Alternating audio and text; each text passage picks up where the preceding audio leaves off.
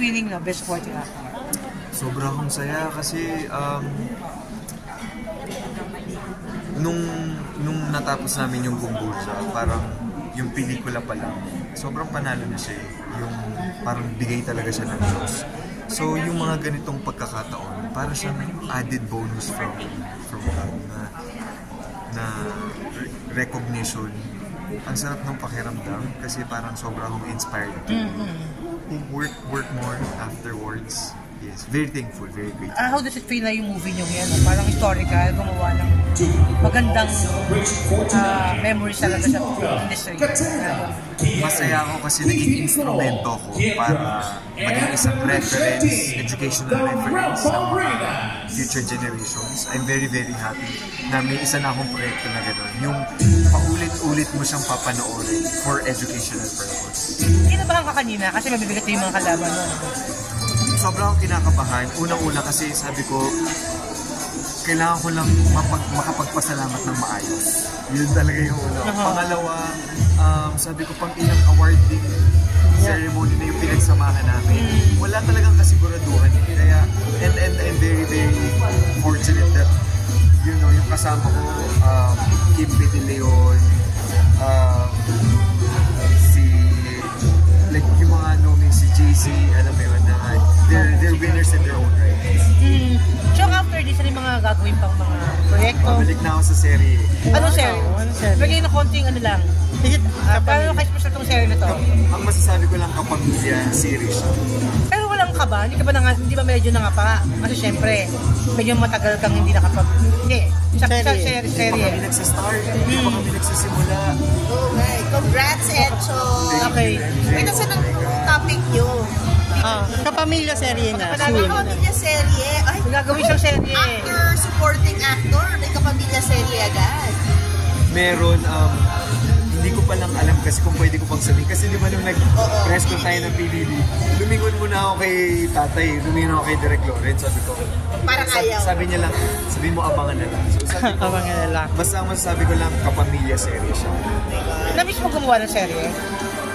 Na-miss ko kasi iba talaga yung pagkilala sa ng tao. Iba yung pagmamahal sa ng tao kapag napapanood ka pa rin nila sa sa screen nila.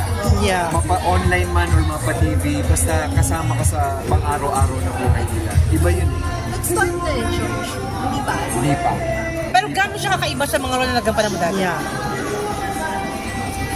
Parang ito yung role na masasabi ko na pwede kong sabihin kay Direk, may linya akong naisip, akong bahala dito sa eksena. Are you bida kontra bida here? And alam ko that my director will have that kind of freedom for me. So sobrang excited. Oh wow. Parang ang daming blessings after Gumburza. I know Gumburza is for the country. Itong teleserye na ba to will touch something like that too? Like sa Patreon. Yes, because the series has an advocacy in it. Oh! Yes. So, masaya ako, excited ako, at saka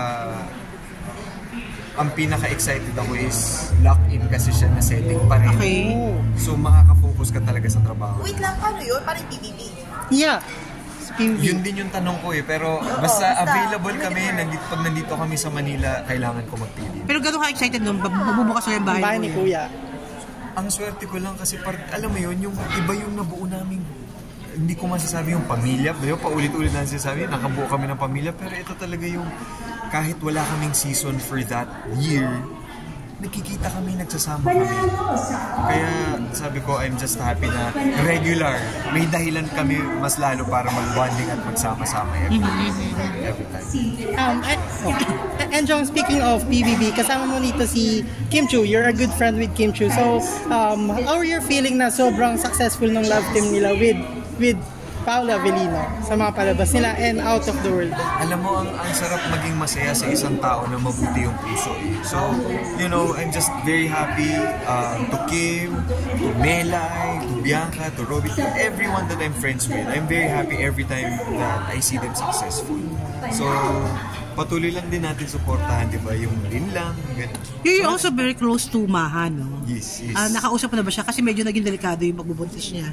Panganganak niya. Did you talk to her na ba? How is she right now? nagdi-DM kami every now and then. And sabi ko, I'm excited to see Baby Maria. Pero it's funny because I will have something on August na mga kasama ko, pero si Rambo lang yung mga kasama ko. So, you know, it's a good update. I'm very happy with my friends. Kasi, alam mo yun, parang pinag-uusapan lang namin to dati and now. Ikaw ba kailan balak? Dadating yun, pero... Meron na bang special summer right na kapatibok na puso? Wala na yan, Mel ba? Diyos ko, parang 2,000 naman yung mga trabaho ka pa rin talaga? Oo, trabaho. Kasi iba, di ba, yung Lexima? Basta trabaho lang tayo. Trabaho ka lang po talaga. Pero thank you very much. I'm very happy tonight. I wanna celebrate tonight. Yeah. Celebrate tonight. Gusto kong kumain ng marami. Gusto kong, alam mo yun, kung gusto kong matulog ng mahaba. Sobrang gusto ko yung sinabi mo, no, na parang it's not sa length ng performance. It was the impact.